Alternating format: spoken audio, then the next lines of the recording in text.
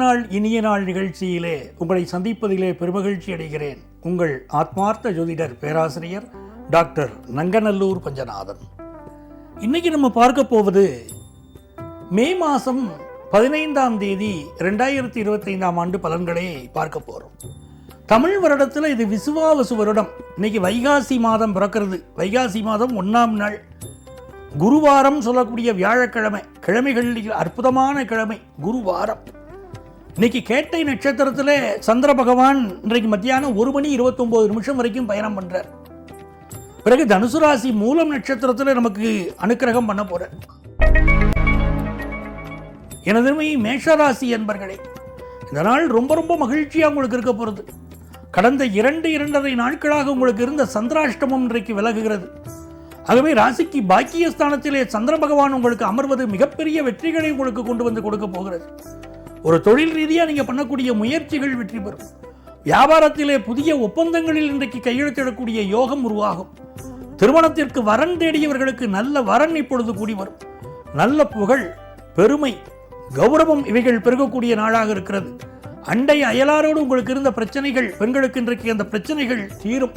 அதே போல மாணவர்களுக்கு படிப்பிலே நல்ல வெற்றி பெறக்கூடிய ஒரு முகாந்திரம் இன்றைக்கு அமைகிறது. ஆகவே இது நல்ல நாள்.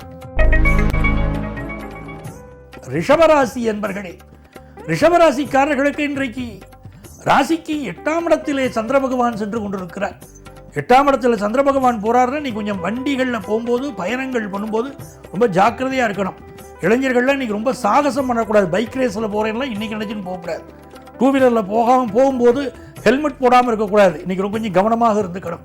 அதே நேரத்தில் 2ஆம் இடத்துல குரு பகவான் இருக்காரே, அந்த குரு பகவானுடைய அனுகூலத்தின் காரணமாக நமக்கு நல்ல காசு பணம் பெருகும்.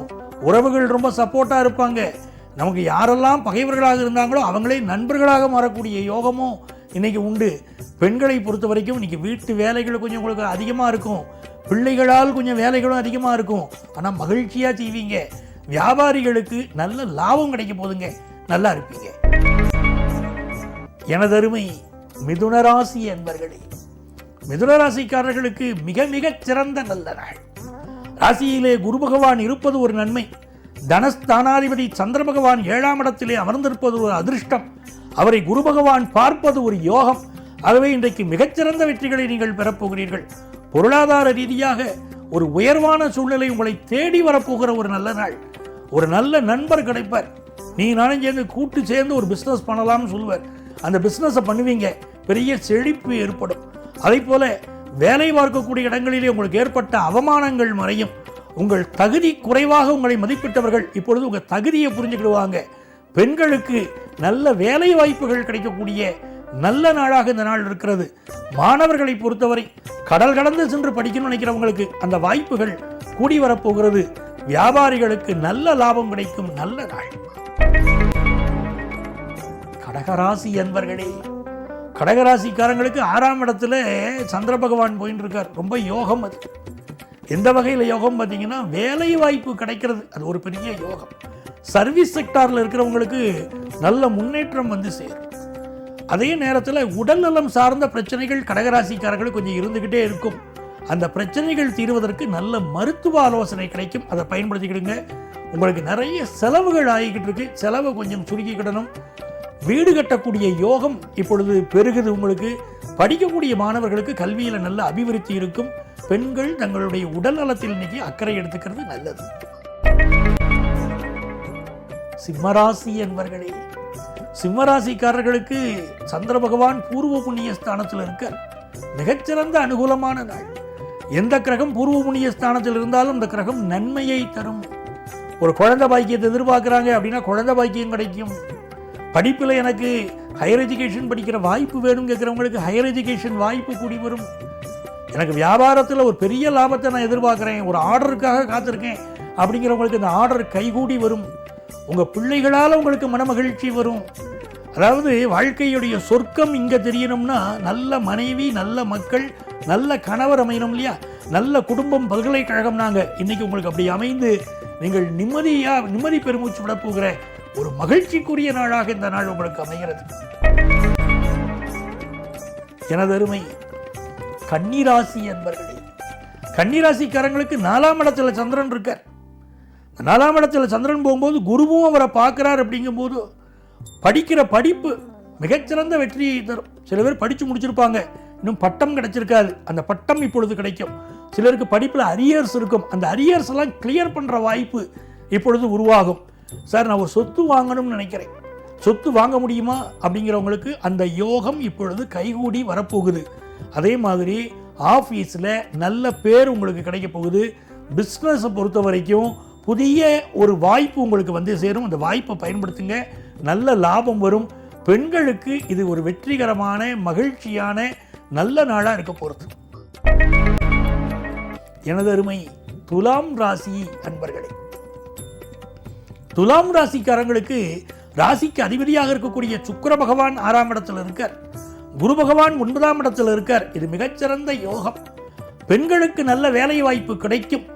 ஆணுக்கு பெண் சரியெனக் கொள்வதால் அறிவில் ஓங்கி வையகம் கிடைக்குமாம் பாரதி.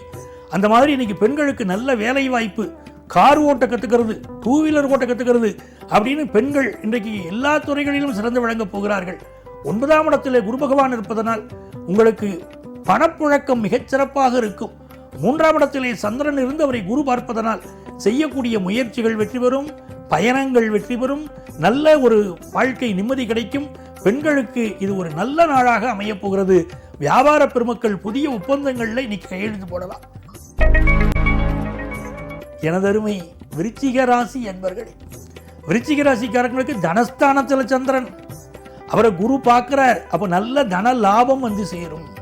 நீங்க எதிர்பார்க்கக்கூடிய ஒரு முக்கியமான செய்தி வியாபாரத்தில் உங்களுக்கு கிடைக்க போகுது. வேலை வாய்ப்பு சம்பந்தமான ஒரு ஆர்டரை எதிர்பார்த்துக்கிட்டு இருந்தீங்கல்ல, அந்த ஆர்டரை தேடி வரப்போகுது. ஆஃபீஸில் நல்ல பொறுப்புகள் உங்களுக்கு வந்து சேரும்.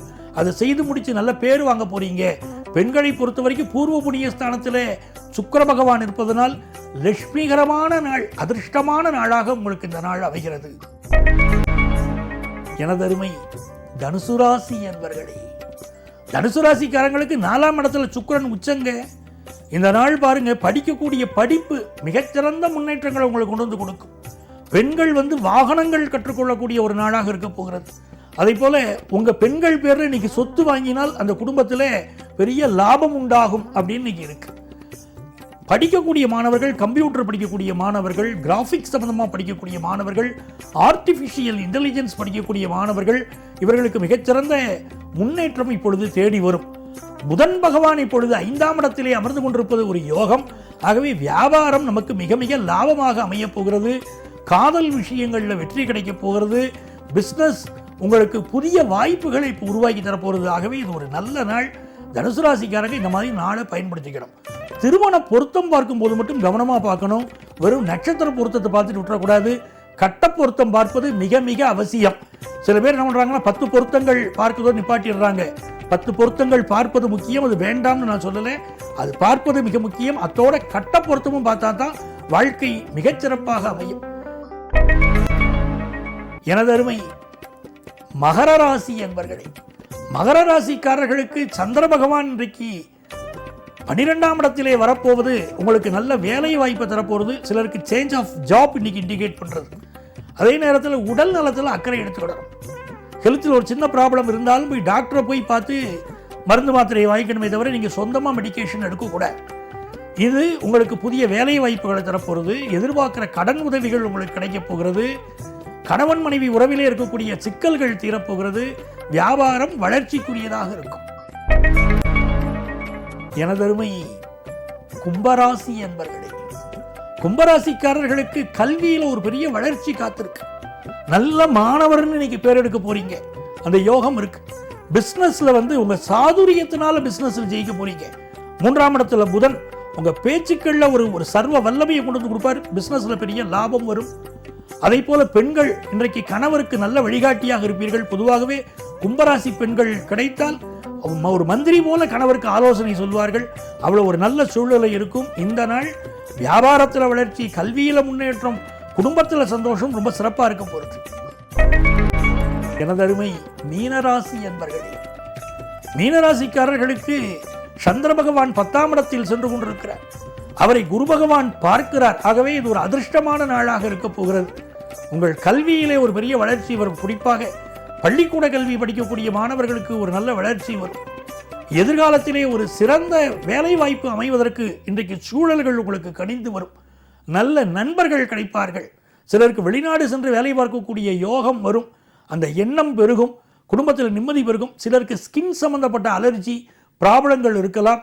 அதே நேரத்தில் இது பெண்களுக்கு ரொம்ப சந்தோஷமான நாளாக அமைய போகிறது. அன்பர்களே, நாளைய பதிவில் மீண்டும் சந்திப்போமா?